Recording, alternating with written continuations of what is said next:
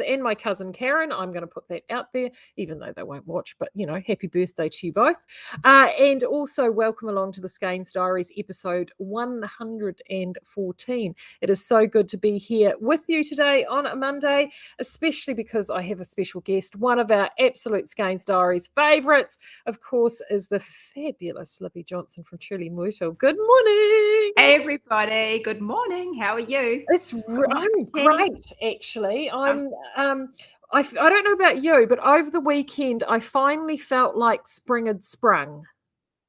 Yeah, it did feel like that on Saturday. It really felt like that on Saturday. And then yesterday I was outside, we were in the garden, we thought we'd do another day of getting things in the ground, and the heavens opened and I haven't been so wet in a long time. But then that's spring as well, I suppose. So it is. Yeah, we had that's the beautiful thing about being here. There's two things here about being here in Hawke's Bay. One is I am a hay fever sufferer, so I permanently sound like I'm snuffleupagus, and there is just nothing like it's just the jam.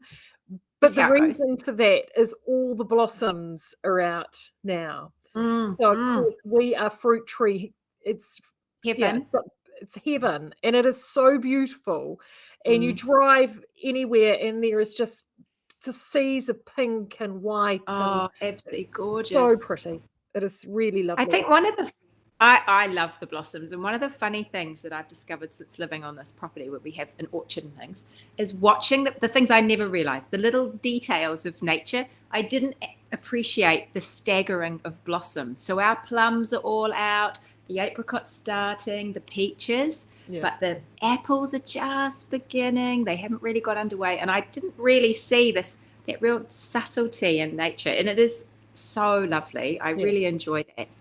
Yeah. Someone's saying, Ree, your knit is gorgeous on you. It is. Tell us what you're wearing. So this is got a story, this project. Yeah. So this is my lockdown project from last lockdown, like the first big one. First one. And I started it, and I basically did half of it, and then it got put away I haven't got the basket here. It got put away in its basket, sat down by my knitting chair until this current lockdown. So I'm going to stand up and show you something really funny. Is this the one where you made it up? Yeah, so this is my design, which I've got to get round to. This is the third one of these I've knitted. And I've got to, I'm one of those people. Write it down. So that's it there, right? But if you go around on the back, can you see that this is sort of a little bit fadey? Yeah.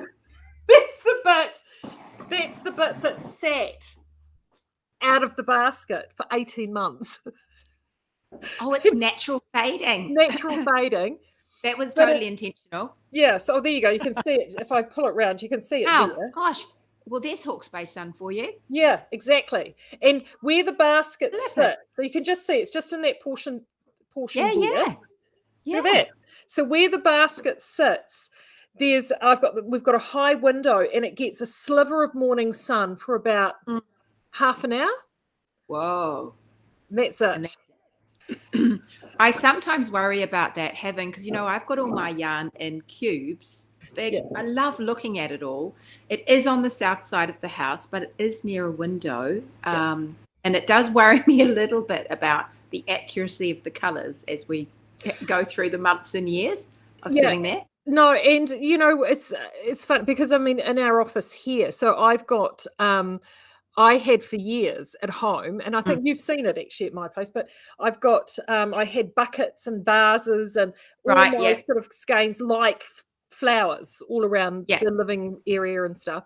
And then I started noticing, because it is quite a bright, airy room, even though they weren't in direct sunlight, I did notice that some was starting to fade. So a couple of years ago when we opened here, it was like, okay, I'm going to get rid of all of the stuff from home now. I now have the space. Yeah. So I brought a lot of that stash to work. And it's now displayed up on my half of the office, and it's all there. And we use it like an inspiration color library, and we dip things of it. And I do actually have project lots of some stuff, like a fingering weight yarns, but there are a few that aren't quite colored the same as the others anymore because I've had them for so long and they've not been put away. That's why you alternate your skeins. It's not even, it doesn't even have to be the dyers at all. It's just us and our storage. and our storage facilities. And Oh to my be gosh. honest, you know, Yeah. it is a natural fade. You're such a natural dyer. It's amazing. Oh, So it is hilarious. But I really don't, it doesn't worry me. And so I decided to finish this off. And Mm. it's when I do eventually get round. Ethan is badgering me to get it done and give Oh, him. yes, He said, go "Marie, on. just scribble the notes down. I can work from that." And I'm like, "Yeah, I just got to Yeah. get to that because it's all in here." Mm, mm. But it's going to be called ratio because the whole thing. My whole thought is I've knitted this in DK weight. This is the Yeah. second DK weight. Yeah. And I've also done it in like a really super mega chunky, and I can't even remember what size needle I used. Might have been a 10 millimeter. But Oh, yeah. but I've sort of done it so then the ratio of it can just be sized up or sized down That's a good depending idea.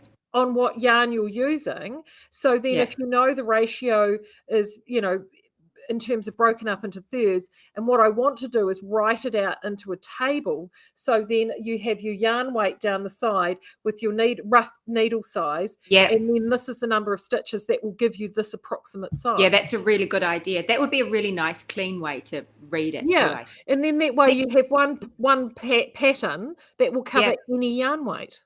Yeah, perfect. Well, it looks so cool. It looks really cool. So it's just finding time, isn't it, to do it and to sit down. And then when you realize you've remembered this bit, but you forgot that bit, and I know. And I mean, the pattern is so straightforward that it is like really seriously easy. But it's again, it's all that free time I have, Lib. I know, it's so much free time. Same as me. I know, it's just insane. So, but here we are. And I mean, speaking of which, I mean, wardrobe toolbox closes tomorrow. Well, yep, closes tomorrow. I actually sat down to do a new pattern, a new swatch for wardrobe toolbox last night because I always have to work ahead of everything. And I dreamed. It's been a while since I dreamed a pattern. I dreamed an idea in my head, and I have this idea, and I have to tell Helene it's using her yarn. So I have to contact her and let her know that. And yeah, I'm really excited about it, and I'm dying to get it all written and actually on my needles. So yeah, wardrobe toolbox. I see you're wearing Outlaw, which was one of the last. Oh yeah. I wear this all the time. This is such an easy cardie. Often I just chuck it on the back of my chair at my desk because I just throw it on. So it's just this kind of cocoon cardie, and it's Outlaw yarn, which I think, I try not to have favorites, but it's got Bohemia and Bohemia Sport together. Bohemia Light, they call it now. Bohemia Light has to be, I think, it's my top three. It probably is my top one, but it is the most beautiful yarn. So I use Bohemia Light for the sleeves and for the collar, and then the Bohemia for the body. And it's really easy. It's just knitting this sort of rectangle, and you fold it in needles and lots of ribbon. But this was in the last season 3. This was one of the patterns, Outlaw.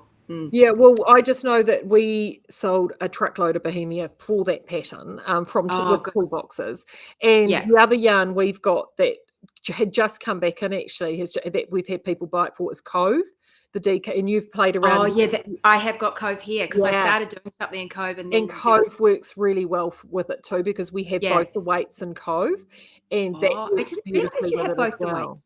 Oh, okay, that's really good to know. Yeah, because I was going to do the thing in Cove, and then I ended up doing that Maudie in Chatswood, which I love that as well. That went bonkers, Maudie. Yeah, it was so funny because that will be released eventually. Yeah, actually, when is that getting released to the general public? I'm thinking probably going into next New Zealand winter sometime. In the kind of autumn time. Hopefully have some back in stock by then. Well, that's what I figure. I have to wait for you guys as well. So I'm thinking that going into then. But it's it's a good classic DK. It's really, you can sub that one pretty easily. Yeah. But Maudie will be then. Our Kirsty here, she knitted Maudie and in Chatswood, and so we've got the sample and everything all ready to go. It's all done. It looks amazing, and it was beautiful. Absolutely beautiful. It's a cute Barbara, you're doing Maudie in Cove. It will look amazing in Cove, Barbara. It really I think will. Yeah. There was just a hoo-ha about supply, wasn't there? And I kind of did because I mean, we switcheroo. talked about it. We did a little like a little code for the Toolbox people, and this is some of the stuff that happens in Toolbox. If you've not been in Toolbox, is you get these wonderful patterns, and sometimes people like us, we supply offers for you, and so. You and I had sort of spoken about what we thought we might expect, what uptake we would get based on previous patterns and things that had happened. Yeah, Morty, we literally almost sold an entire batch's worth of Chatswood, which unfortunately just come back in for Morty. Yeah, that's good. We're struggling to get it back on the shelf since then, and that was that's really good. November, well, I've seen so many beautiful Mortys now, and they are it's a really that's another one that I reach for quite often because it's a warm classic kind of cut. I really like that one. But no, they all will come out. People are asking when these ones are coming, but they all will come. It's just that I give the wardrobe toolboxes, they just have the pattern for themselves, just so it's their treat for about a year, sometimes a little more, depending. It depends on the seasons and when I release it and when yarn available, stuff like that. It's about a year that they get it. But if you jump into Wardrobe Toolbox, and actually the doors close tomorrow, so you've still got some time this time. They close at midnight tomorrow, so you've got a wee bit of time. You can get this back lot. You can get the back lot of patterns. And in the one that I've put together, I think last time I talked to you, I put it together, this best of Wardrobe Toolbox. Morty and Outlaw, this one, are both in that best of. I've just sort of grabbed those best of patterns, and they're both in that bundle, so you can just dive straight into those. Yeah, absolutely. And and I think it's comfort. You and I have talked about comfort a lot recently, and I think when everything is just all so crazy, and I talked about it during Quarantine Diaries, this is why I picked this up again, because I'm working on a Nora Goen shoji, which I'm really enjoying, and I will actually spend a week on that before I've signed up. We'll get on to the Canadian in a minute, but I've signed up to the West Mystery Knit Along. Oh, neat. I haven't done one since the Doodler. I've never done I've never done a mystery knit along. No, I've done two. And the first one, I did a Helen Stewart one, and I absolutely hated it the whole time. The design was beautiful. Nothing wrong with her design at all. No, she does some really great stuff. Yeah. Beautiful design. But I was just in a place where I hadn't done anything like that, and I liked, it's sort of me. Whereas the Doodler, I really enjoyed the process. Didn't necessarily like the design, so but I like it's always a risk, isn't it? It's always a risk.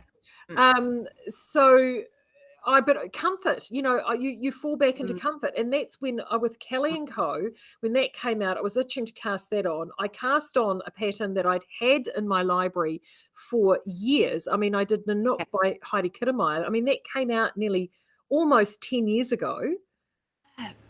I know, where does that go? And it just flew off the needles. I did the whole thing in 2 weeks. Yeah, that's really good. That's so satisfying, isn't it? It was just, and it was the perfect, comfortable, easy, lovely thing to knit, which a lot of wool designs are too. Like, I mean, I was really, because I was this close to doing an oatmeal, and I thought, Marie, you've already got 2 oatmeals. You really do. Yeah, do something else. I agree with you, though. There's something about because I like to knit like that. I love clever knitting.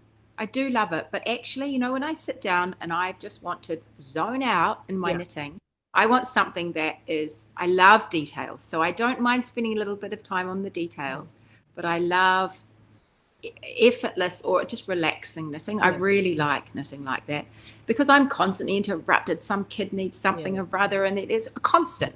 And so I just like to be able to just escape into this comfortable knitting. So I think I do a lot of designs like that.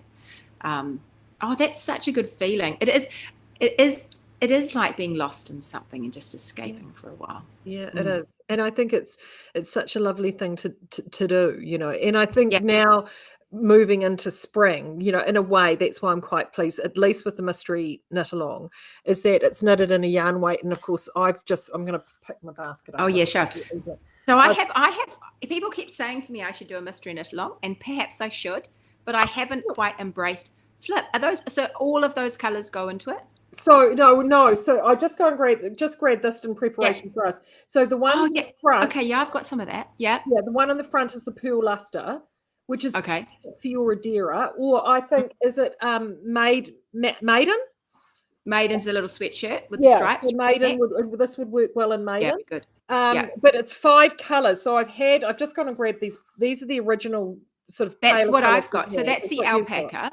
So those are the new bright colors there. And so that's still alpaca, those bright colors. So 100% Surrey alpaca. Look, they've come out so lovely, because normally you expected something a bit more muted. I know. And you know why? That? It's because it's Surrey. See, so for the listeners, most of the alpaca that we use when we do an alpaca yarn is Hakaya alpaca, which is the majority of the alpacas that you see running around in a paddock when you drive along the road, right? The lovely, fluffy, I like to call them the boing. Poodles. Yeah. You're more of a boing. Poodles of the alpaca world. Whereas the Surrey alpacas are the ones with the big sort of curly locks. Baldy locks. Yeah, long locks. And so the interesting thing with this yarn and with Surrey is you actually get which is why we call this pearl luster, because you do get a sheen to it, almost like a superfine kid mohair. Right, nice. Silk. So all of these have actually got, you can't really see it on camera, but they have got this really lovely sheen, and they've taken the colours so well. Yeah, they really have. I've got to pick 5 colours. So I was originally going to do the Mahana that you've got as well. I know I've got some of that. I picked those, and I was like, yeah, it's cool. And then these arrived into the warehouse, and I was like, oh, no, I've got to do that. That's the statement. Those are more of a statement. The others are kind of more muted. Yeah, and I mean, hello, it's me. And it's Stephen West. It is Steve, and that was what swayed me, because at the end of the day, I could have done the muted tones, but I mean, it is Stephen West. When has Stephen been a shrinking violet? And one of the things that sets a lot of his mystery knit-alongs apart is he plays with bold geometric shapes and colour. And I thought, well, and all the colour combinations that he was placing up in his packs with Stephen and Penelope were all they were strong, even if they were bold, they were strong. Okay. That gives us an insight into how he's feeling, right? So that's why I went that way.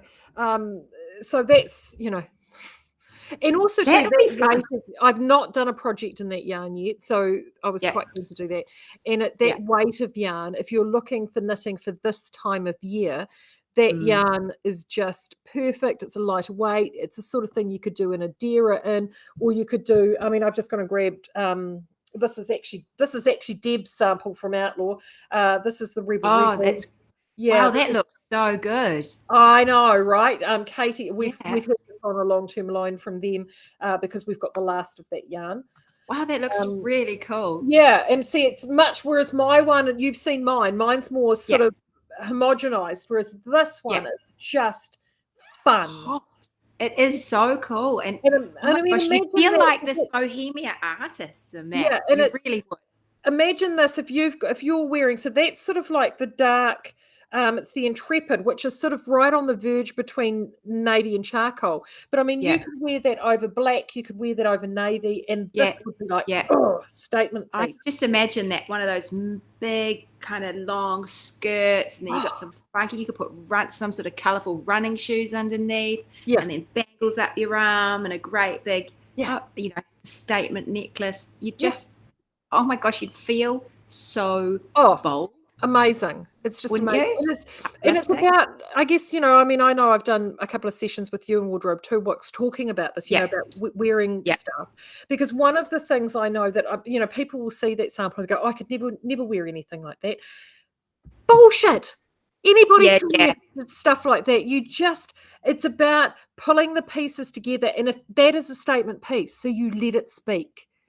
I think so, but I think it's also practice, and so I think that the first time you might wear it. If I also think in terms of whole outfits immediately, and it's like there's a character there that you could step into. But the first time I think you do it, and you step out of the house, I'm sure you'll feel like everybody is looking at you. I used to feel like that about long earrings, for goodness sake, and you feel like everyone's looking. I've got a siren on my freaking head. How am I going to cope out in the world? Nobody cares. They're all looking at themselves. They're probably all thinking that. And if they're looking, there'll be someone like me going, that person look at them strut. Look at that attitude. I want some of that as well. And I think that Yeah, it is funny. But actually, I heard.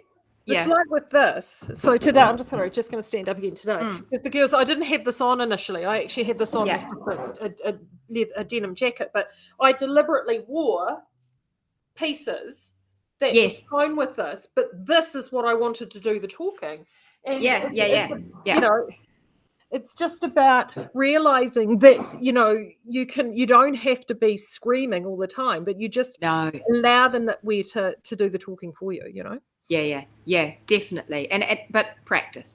Just do it, and do it in increments, and see how you feel. And I think it can be quite addictive. That's where too, something like the Mystery Knit Along with Stephen West, with these really bold shawls and scarves, are actually a good dip the toe in the water to stuff like that. You know, like if you don't want to jump into a full cardigan or a bigger poncho or something more challenging, like from a color perspective, you can actually do a shawl and let that, and then it's absolutely. And then you just whip it on, take it off, try it out, move it around. And I think going for those colors, but actually that's another challenge I think for lots of people, is figuring out what colors you like to knit and what you think you might end up wearing. And then there's a line between, will I wear it, or do I just think I'm going to wear it? And if you play it too safe, sometimes you can be too boring and you end up not wanting to wear it. So it is a real line there between how do I go that far kind of feeling. And I hear so Ethan's debut on the wardrobe. Oh my gosh, I know. I think I'm going to adopt him. Well, as I said, well, you can be fairy godmother. I'll be the godmother. I'm New Zealand auntie, and Deb, of course, is yarn mum. And he's the knowledge. Ethan's knowledge. His energy. I mean, spent time with him personally as you have, and I've spent a lot of time with him. The energy on him is incredible. Like he is just go all the time, but it's the depth of knowledge and technical knowledge is huge. And he is somebody that is, so him and I joke because I think he's got OCD. Okay. So he's exceptionally, and he will dive down into a technique until he has it completely mastered, and then play around with it and then move on to another thing. That's something that I love about him, because somebody's got to do that, right? You've got to have those people that do that. I'm not one of them, but he is, and it's great. I mean, I've learned a truckload from him. My knitting is a lot better from having Ethan in my life, and he's also brilliant. He's such an enabler. I mean, people say I'm the ultimate enabler. He enables me. Like, he just looks at me and go, "Oh, shut up, Marie. You're going to do that." Brutal. I think, well, I loved it that he tickled your brain. I love that. I love the brainy side of knitting. I really, really enjoy that. And you know, when people make jokes about old ladies and their knitting, I mean, I just laugh because they don't know what they're talking about. It's so as brainy as you want it to be, this knitting thing. So I really love that about it, and I loved his depth of knowledge. But you know, the thing that really struck me, and I think I must have needed it the day that we had him, was he is an absolute breath of fresh air. He really is. And he reminded me of everything I fell in love with this whole industry for. And it was just he's so uplifting. He's so uplifting. Took me back on this journey to all these designers I remember and techniques I knew. And I just thought, it's so easy to get stuck in your hole, not look up, and be swept along by the busyness or just the way things go at the moment in the knitting industry can be a little challenging for me, certainly. But he reminded me that it's a huge possibility and huge excitement and positivity. And I loved one of the things that I loved is that nostalgia trail. So where him and I had a moment at Unwind last year, and it was the first time that I'd met him in person, and Deb, myself, and him were all staying in an apartment together, and we were talking about, you know, knitters that we love, and we were talking about who was our first designer crush. Oh, okay. When the whole online thing started, you know, I mean, you would remember, how like 1 minute it was we were all buying books, the Erica Knight books and the whatever, Yes, because the Rowan, we waited for the Rowan magazine. Rowan, I used to get the Rowan magazine. And Kim Hargreaves and all that kind of stuff, because Martin Story, that was what was available to us at the time. And then all of a sudden, Ravelry was there. It was a thing. And there were all these sort of designers that were just like, boom.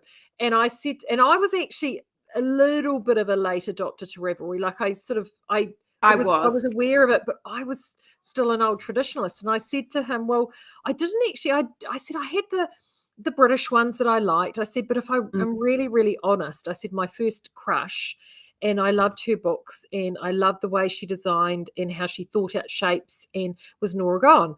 Well, Nora for me was, I just loved everything Nora. So we totally then spent the rest of the evening completely bonding over Nora. Deb was sitting there looking at us like, why have I not heard of it? Oh, that's classic. It was hilarious. Oh, that's funny. So I was in the UK when I fell down the Ravelry hole, and it was a bit later because I had a lot of babies, and they were, that was a pretty intense period in my life with all these multiple children. And it was around, it was around 2008, 9, I think, is probably when I discovered Ravelry, but I didn't really do anything with it because I didn't really go online. I didn't even have a phone. I had nothing. I was not a technical person, and I had no interest. And I really still don't actually have that much interest in the technical side of things, but I like real life better. But anyway, I then went to Knit Nation, which was the big knitting festival. I went to the second one. Maybe I went twice. Actually don't remember, but the first time I went, my youngest, who's now 11, was in my sling. She was only months old, and I caught the train. I lived in Cambridge, and I caught the train down to London. I went with a friend of mine, Susanna, with her baby, and she was a crocheter. She'd introduced me to all of this, and my mind was blown. My mind was absolutely blown. I couldn't believe it, and it was such an exciting time. The UK was going off at that time in the knitting world. So my first Skein Queen was the dyer that I met that day, and that was my first dyer that I was ever aware of. And I met Ysolda Teague at the door. I thought she seemed like a really sweet girl with all these pretty patterns. I just had no idea who anyone was. But Gudrun Johnson, I think, was my first crush. Gudrun Johnson and Amy Christophers. I loved her stuff because everything was so wearable, and I didn't have the headspace to go too complicated at that time. Well, Gudrun's her and I have been trying to connect to get her here for years. Oh, because she's got a sister in the wire wrapper. Does she? I didn't know that. Yeah. So we've been, before all the coof happened, we'd been trying to swing it that she sort of, because she did get out to New Zealand to see her sister, that we try and swing it with a sister visit, and then she could do Cannes, and then of course that makes it a tax deductible holiday. But the issue that we've always had with Knit August Nights is always about a week following Shetland Wool Week. So that's been that's awkward. Yeah, it is awkward. And so I sort of was like, how else could I do it? And then, of course, the Cannes cruises started. I went with one Cannes cruise. And then it was kind of like, well, maybe if we did a New Zealand cruise, I could get Gudrun out for that. And, So it's still on I'm not sure. Oh, I look forward to that. She's certainly very interested. So it's about sort of finding all those little connections with people and pulling it together. So that's but it is a mind-blowing experience, I think, joining the knitting community, the online knitting community. It's just to realize, and then we all get settled in and we get used to it, and we expect that but everybody must do this because we all do, and then one of the things I love is how we have this really wonderful, you've got a great Myrtle community and Toolbox community. I've got the Skeinz one. Ethan and Deb have got the Outlaw one. And of course, there's a huge crossover with all of them. What I love is watching, because, both, just so everyone knows, Libby and I can both see the comments as they come up on the side of the I can see all the comments. We can see all of those. So I know lots of these names. Exactly. So what we love about it is watching these relationships unfold. And Yeah. because especially when we know some of these people in person, so like Deb and Ethan will know people in person because they're local customers of theirs that I don't necessarily know, but I know them from their relationship online at Skeinz. And then I'm, in the hangout, the Myrtle hangout. So you see them all in there, and you see these incredible bonds form.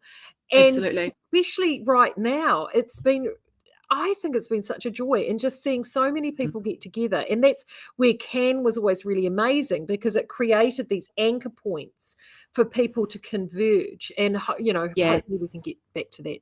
I hope so, because there was quite a few years there. There was a nice chunk of time where they did feel like anchor points. Can and a couple of other, there were just things that just pulled everybody together. And like I said, I like real life. And so I really enjoy actually getting together with people. One of the things that I've enjoyed watching is the Wardrobe Toolbox people starting their own little groups around. And it was always my dream that I could jump on planes and boats and trains and whatever and go and visit people. And I do still hope to do that, because I love traveling. But also I just am a party person. I love being around everybody. So it's been really nice watching them get together in little groups and then kind of report back and meeting up with one another and sharing their stuff.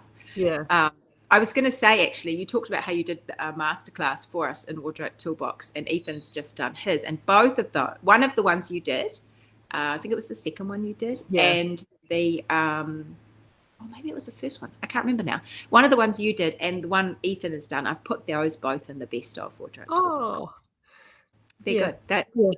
So for those that aren't in Toolbox, I have done a couple of sessions around not being afraid to wear your knitwear, and actually how to dress, get the best out of wearing your knitwear, regardless of the shape and size that you are, and actually being a little bit fearless about it.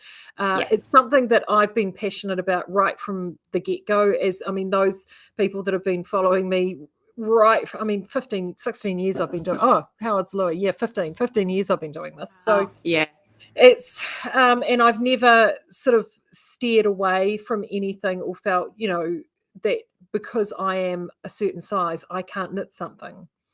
So it's about, so those are the sort of things that we're doing. Bev was asking, am I going to do another Can cruise again? Bev, yes, I definitely want to. Yes, is the short answer to that. When, though, whilst everything is so turbulent, uncertain, I'm just waiting for everything to calm down, and also, and particularly in the cruise industry too. So, but the answer to that is yes. So hopefully within the next sort of 2 to 5 years, we'll be able to get something. I'm not going anywhere, so it will happen. No, we're all here. We're all here. We're not really going anywhere. It will be just fine. So no, that won't be an issue at all. Hey, now I watched the other day that you bought some of the Kelly & Co. Isn't it amazing? Oh my gosh, I'm in love. I know. I got that pink. I got the pink. You got the Ahern. What I was surprised. I saw that order come through, and I saw the color that you chose, and I thought, that doesn't seem like a Libby thing. Now, if Ethan had ordered that, I wouldn't have batted an eye. I just fell in love with that pink. It's beautiful. Yeah, I could just see myself. in it. But then I saw someone had knitted some of the red, and I was like, I know. So the red. I think I'm going to do my husband's jumper in the red. Oh, it would make an amazing man's jumper, wouldn't it, in the red? It's a beautiful. I have quite a lot of red yarn. I've gone through a red phase, but I haven't knitted any of it up yet. But that Kelly the red one yarn is great. And it is funny because I think you were talking about wearing things for any size. And it just suddenly occurred to me, the thing that's happening to me, I've always been a pretty medium size. I just have, and I'm not tall. And actually, it's funny because one of my daughters at the moment is pretty much stopped growing, and she has my figure. She's my height. That's it. She keeps saying, "Why aren't I getting bigger boobs?" I'm like, "You just probably won't. That's why." Sorry about that. You're just me. But but the thing that's happening to me, which I see because I'm in all these freaking photos all the time, is you get old, and that's a really interesting thing. And so then you have the whole thing about, are you too old to wear that? Which I don't believe that, old to wear that thing. But it's quite an interesting thing, getting old and seeing yourself and deciding what to wear. And that, for me, that's a whole thing that's unraveling. my hair will change color, and just your face changes, and my size does change. Obviously, it's changed, but it's really interesting. So that's a big part of what I kind of like to look at as well, is this. And it doesn't help. So it's funny you should say that. So this morning, I woke up this morning, and I lived in the I mean, I didn't do the UK thing. I lived in the US. So I was there. I've been backwards and forwards, but I lived there for a decent amount of time in between after high school. And so one of my best friend from over there this morning had obviously been doing a tidy up amongst two things and found a photograph of Megan from back in the day. So I am thinking, looking at this, I think it might have been my first visit to the US after I'd lived there, because I definitely wasn't while I was there in my late teens. So I would have been in my early 20s. And two things struck me. Thing number one was, I always maintain with my oldest son, who is a redhead, that they're like, where does he get it from? And it's like, he gets it from me, but mine wasn't as dark as that. Yeah, it was. The joys of things you forget. Who are you trying to kid, mate? But the same thing. I looked at myself and I went, that was such a long time ago. And I know. 30 kilos ago. So funny. It's just a funny thing. Anyway, tell me about the yarn. This is the first yarn that we've had in ages that as I said, I knitted this natural. Oh yeah, I saw you. Remind me what the name of the one you knitted. Raymore is this one. Mm-hmm. Now I grabbed this one to show everybody. This has been the biggest seller. That is my Zoe's color. That's the grainy, and this is gorgeous. Now, for those who are in the Skeinz Speakeasy will have seen this, because Guy Reichenbach, who's one of our regulars there, and he's a regular over at Outlaw, he has knitted this. He's done Atlas by Jared Flood. And this, the Arthonia and the Firefly, it looks amazing. And bless his heart, he passes through here. He's got family in Gisborne, so he quite often, from where he lives in the central districts, he will pass through and pop in. He's going to loan it to us across the summer to have in the store. So but he did it in this color. But it's gorgeous. It's just gorgeous. But see, like, I grabbed this. I talked about this the other day. Because this is the swilly. Look at that. Yeah, that's so lovely. It's like it's got a slight pearly kind of pearly. That's it's almost got like an eggshell sort of mottle to it. It's so subtle.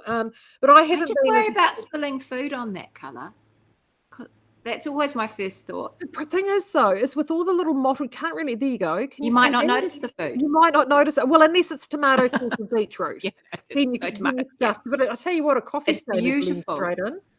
Yeah, absolutely beautiful. And this was the original sample color we got sent. It's quite a navy, or is it? It is a very rich navy. But what I have loved is, and we've done this deliberately, is we've selected a lot of the shades with quite Swilly's probably the one that's got no neps in it. So there's little subtle elements. There's a very few neps, but not really. This is more blended. Whereas some of the others, like the grainy and definitely the Ramour, have got, as well as the blended woolen spun, you've got all those extra neps. Yeah, lovely. So the neps are the little tweedy flecky bits, guys, in case you want. So and we made a point, if we thought, well, if we're going to do tweed, you've got to have neps. Yeah. So we've made sure that we picked a lot of the yarns, a lot of the shades with the neps, and we're going to talk to Chris next week from Donegal and about sort of pulling the next. So we've got the second half of our shipment is inbound, but actually doing our next order, because we love that. It's just going so well. Everyone's loving it, and we want to make sure that we can keep a good consistent supply. And we now know what colours are working, where people's heads are at with the colours, so we can add some extra shades in just to fact it out a little bit. Yeah, that's really nice. Yeah, absolutely beautiful. Someone's saying how many skeins are needed for a lady's garment. Well, it depends how. It depends on the garment. So the Nanook that I did took 7, and And actually it was 6.5 because I've still got half a skein left. And I've got a little bit of Sheridan from the sample ball. So I'm actually going to knit myself a beret to go with it. Oh, that'd be good. Yeah. So you're looking at anywhere so far, others have taken it. Most people seemed anywhere between sort of 5 and 7 seems to be. I think I got 5. Yeah, seems to be the magic kind of number, depending on the design that you choose. I definitely find that you can easily, a 4.5 millimeter needle is definitely the happy place. But a lot of the designs that are like, oatmeal to me, I think oatmeal would look fantastic in that. I think it would look good. Yeah. And you can, and just pull the needle size up to 4.5. And I mean, you're looking at about a 10-15% shift in sizing. You just go down. Easy to, so that's an easy shifting to do. And you do lots of really good sizing graduations. I try to. I try to. Yeah, because I was always stuck between sizes. You'll only be shifting down one size. Yeah, I try and do like a 2-inch increment where I can. Yeah. Sometimes the math just doesn't work, but I do try and do that. Yeah. Red and the orange. Yeah, absolutely. It is. It's beautiful. It's absolutely beautiful. And because the one of mine, I saw someone knitting it, and I think it was the red one that I saw in the speakeasy. Was the one of my serpentine that has the cables on the shoulder. That because I use the Brooklyn tweed for that. This is just a great beautiful. And I think Nuala will work really well in this. I think it'd be beautiful. Yeah, well, we had a number of people. We had a cascade yarn called Roslyn, which was a DK, but it was quite tweedy as well. It had sort of like a white nip all the way through it. Yeah. And we had a couple of people that did Nuala in it, which I thought was going to be a stretch on the gauge, but because it was such a high raw silk predominant yarn, it meant you didn't get that stretch with it, so it held itself. And I've seen 2 Nualas in it, and it just fabulous. So I keep saying it, but I really do want to do more of those kind of chuck it over wool. Warm layer, but isn't a full jumper. I definitely want to do more of those. I love those. Those ones as well. It is good. It is really good, isn't it? There's so much. There's so much to look forward to when we have. You were playing with them last time. Well, I mean, we talk a lot, but when the Mahana, you were playing around with Mahana the other week when I was. I was, I haven't got any further with that because I got distracted by other things. It's all I've got a whole range of the colours plus a whole lot of the teal. So my thought was to do something and try and work colours in together, but I've just shelved it for a minute while I go back to do some other stuff. But that is such an elegant yarn. It's a really soft. I could see that. I have this sort of desire at the moment for a little color work top that is not too heavy but not too light, that kind of in between. It would be nice at this time of year. Maybe you had something like a little skinny rib top underneath and you could just throw that over the top. I used to have quite a few of those commercially bought ones that were like a fingering or lace weight almost. That just threw over the top, and I can see that in something like that where it's just a nice little. Yeah, well, I know we've sold a lot of it for things like ranunculus, that's pretty much what that kind of thing is. That is. That'd be really good, and of course it would make a lovely beret. Oh yeah. I think. Yeah, I do love stuff. So we've got photography coming. So I'm so excited because we're going to be talking about Pearl Luster and Mahana with all these lighter weight yarns because people are wanting to sort of knit, more extended periods of time. Barbara's asking Kelly and Co in a lighter weight. Yes. We're getting a lot of that, Barbara. I spoke to Claire about it this morning. She looked at me, she rolled her eyes, as Claire is apt to do. Bless her heart, because I'm all for it, you see, and she's like, how hard would it be? Just do it. Well, no, it's not that they do it, but Claire's concern is, and I think it's because she's the one. So she's I'm the, and she's your handbrake. Yeah. Well, as we joke, she's the bad cop to my good cop. Okay. Yeah. So her concern is, of course, this is a woolen spun yarn. The lighter weight is just simply a single roving. It isn't fried.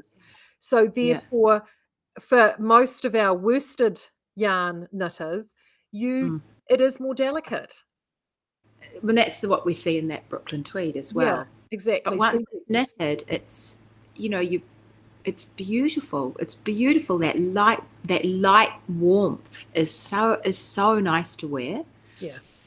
Yeah, it is. It's a toss up though, isn't it? Yeah. Because there will be some people who will find that fragility in the yarn difficult. They will, and I think that's one of the things that sort of Claire's sort of main concern. So that's why we thought, well, we'll start with the Aran weight, and then people can get used to it and understand how it works. And then with the education, you know, the yarning education, and we're doing this woolen spun, and of course Deb and Ethan are doing the Rebel, which is a woolen spun as well. And as we get more woolen spun yarns introduced, and with Rebel Light, yeah, exactly. There you go, Deb. Hello, I knew you were lurking in the shadows. You know, I know Deb and Ethan are working hugely on the education around woolen spun yarn. So as that actually improves, So if you're wanting the light, the Rebel Light's available now, so you can get that down there.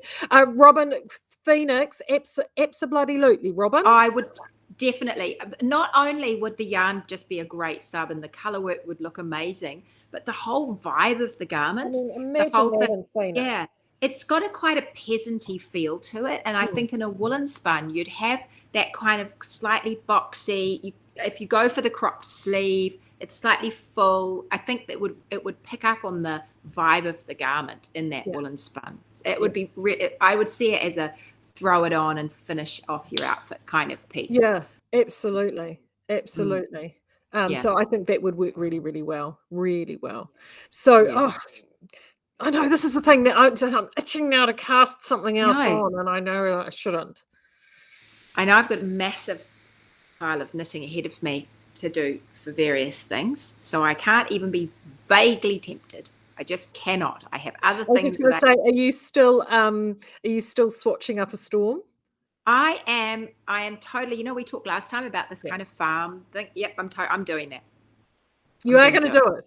Yep, I'm going to do it. So just to recap for those that didn't catch up, we spoke during the quarantine diaries, and we were talking about sort of doing a classic home style almost series, wasn't it? Like rustic, rural, farmy. Yeah, for all kind of a whole family idea. And you can live in it kind of series of knits. Yeah, I'm definitely doing that. So Robin, you were asking the colors that I just held up. I held up Swilly and Sheridan. So Sheridan is the rich deep blue, Swilly is the cream. Swilly is perfect for the contrast in Phoenix. If you like the look of the red sweater in Phoenix, Abert is the red color, which would look amazing as well with Swilly, so definitely work there.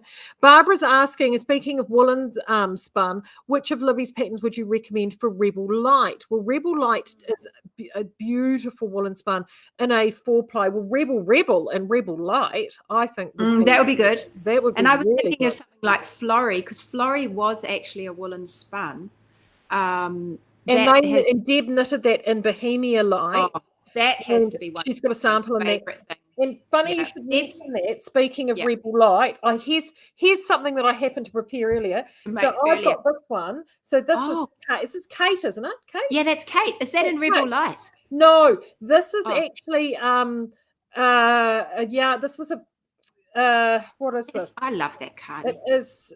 This was that we had some yak. This was a Polworth and yak. Oh, we did this because it's the same count as sock petition, but this would also work really well, I think, in the Rebel beautiful Light. Yeah, I think so. Beautiful. I mean, the thing is, I guess you can sub in a lot. You could sub in any of the fingering ones, really. It's just thinking about what does that woolen spun bring to it in terms of how it's going to turn out for you. So what do we know about it? It's light. Yeah. It doesn't quite drape the same as our worsteds and our silkies and stuff. So it can be a little more cozy feeling, but that also can come with a real elegance, I think. So it's just what kind of look are you looking for in the end? Well, and that's why we did that, Kate, in that natural sort of colour, because you've got that lovely grain and it gives it quite a different. Because I initially swatched for that pattern eons ago in a twist on twist merino cashmere silk, and it looked and I've still got the yarn for it at home, and so I swatched this portion here like Yeah. through here. Yeah. And this was very defined because of the yarn. So in a woolen spun, this portion will be much, much softer. Muted. Yeah. Yeah, it will. It'll give it more of a relaxed feel potentially Yeah. in a woolen spun. But then on the right, perhaps on the right person that carries it, I think that doesn't have to look homey. It just doesn't. But yeah, definitely will be more muted and woolly because it's the woolen spun. And the other thing too, and also too, speaking of that as well, Rebel Light, if you can still get some of the DK Rebel, and I know that Deb, correct me if you're wrong, you're getting fairly thin on the ground on that, but if you are able to still get some of that, or you have it in stash, and you wanted to play around with colour and you're not afraid of playing around with colour, the Outlaw, you could, because they have the two different weights, that would work too, because it's coney. Absolutely. Yeah, it would be really, really nice. I think so. It is. I mean, you're the boss of it. You can do whatever you like, but it's just knowing. That's what I try and do in the whole wardrobe toolbox thing. It's giving people a bit of a grounding in, well, what is going to happen? I mean, some people love taking risks and they'll just do it and it'll be great and they'll embrace it. That's fine. But I quite like having an idea of where I'm going. Yeah. And I can sort of see the end. I don't necessarily have to take that route to get there, but I quite like knowing where I'm going. And so giving people a grounding in, okay, well, what is likely going to happen with this yarn? And Deborah, you've bought Rebel Light for Maiden. I think that would look great because Maiden has that lovely, gorgeous, sort of comforting rustic. Yeah, beautiful. Be nice. And actually, and then you can do it totally the other way as well. So we were talking earlier about Maudie, and Maudie was knitted in chatswood, and that's quite a cozy, woolly yarn. It's a very soft yarn.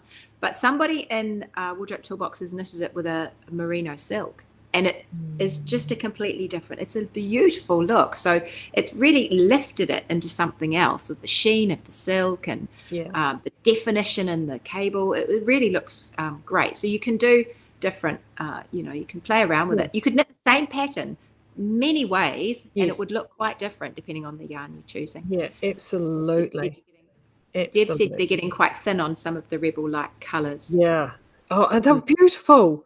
I mean, absolutely beautiful. They all just worked so well together and they looked amazing. The naked colours. Yeah, really gorgeous. Oh, well, it's been such a joy to catch up. So thank you so much for coming to visit. So just remind everybody, if they're wanting to get involved in Wardrobe Toolbox, how do they do that? Well, they can jump in now if they want. So you can head over to the Wardrobe Toolbox website, just wardrobetoolbox.com, and you can sign up today.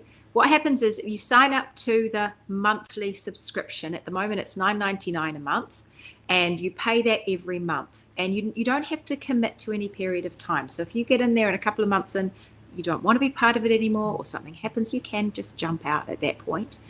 Once you leave, though, you lose all your content. It's a bit like Netflix. So while you're in there, you get everything. When you jump out, you don't have it anymore, but you can download stuff and take it with you. But once you're in as well with the monthly content, so we're going into season 4, that will be drip fed to you month by month. And so it looks kind of empty at the moment because we start officially on Monday, and everything you'll get patterns and you'll get tools and monthly lessons and things. But you will have the option of buying old seasons. So we've had 3 seasons already. You can buy those. And is it $19.95? Oh, okay, that's great. Thanks, Pam. I can't remember what I said. You can buy the older seasons 1 to 3 individually if you want. But what I've done is, because I appreciate that's quite a lot of chunk, apart from the fact it's an enormous amount of material, you can actually, I've put together something called the Best of Wardrobe Toolbox. And to me, it's the thing that gives you the best rounding and everything we're talking about. So it starts you at the beginning. I'm sort of thinking in terms of a project, choosing yarn, subbing yarn, picking a size, making some mods, style, all those sorts of things, and some details as well. So the best of is available for you to buy as a one-off. And at the moment, the same thing happens with that. While you're in Wardrobe Toolbox paying your monthly subscription, you have access to all of that material. But if you disappear, it goes. You can't get back on the website. It's just a technological nightmare to try and keep people with part of this and not part of that. And anyway, so it's a bit like Netflix. So we're in when we're in. But yeah, the doors close tomorrow night at midnight. So Tuesday midnight. I'm unlikely to stay awake till midnight, although with daylight savings, I don't know what time it is anymore. But so probably I'll close them first thing on Wednesday morning. So you've got a couple of days, well, today and tomorrow, to jump in if you want to, and then the doors will be shut again until March next year. So we all nestle in. There's a whole bunch of people already. We've got the community is on Facebook, and for everybody here watching this, that will be fine because you're already on Facebook. So we have a lounge over there, but everything else is held off Facebook. So it's just our community feature that's on Facebook at the moment. So lots of people ask about that. So that's it. It's really fun. Wardrobetoolbox.com, 1995. Do jump over. I just know. So, I mean, honestly, the toolboxes come in. We have them in the store. It is a great resource, and it just really helps improve your knitting. It is literally increasing. The thing I hear from people the most is they feel more confident. And they may feel about two things. One, they feel more confident about themselves and that they can just embrace whoever they are right now, whatever size and shape they are, everything, and just make something beautiful for themselves. And also more confidence in just having a go. And this whole idea that you set yourself up with a bit of knowledge and then you just go for it and see what happens. And it's really fun. Those are the things I hear. So yay! I'd love to see you in. All right. Thank you, everybody, for joining us today. It's been an awesome session. I will be back on Thursday, and hopefully I will have new yarn and new use, and that would be fantastic. And then actually, just to give you a little bit of a warning, the following week is the diaries are going to take a holiday. I'm taking a week off. I'm going to do that too. School holidays. Yeah, for the first week of the school holidays, and I am going to have a week hanging out with my mum and my boys. So that's what we're going to do. So I will see. I'm going to take a week off then. But until then, you've still got next week, and have a great rest of week. See you guys on Thursday.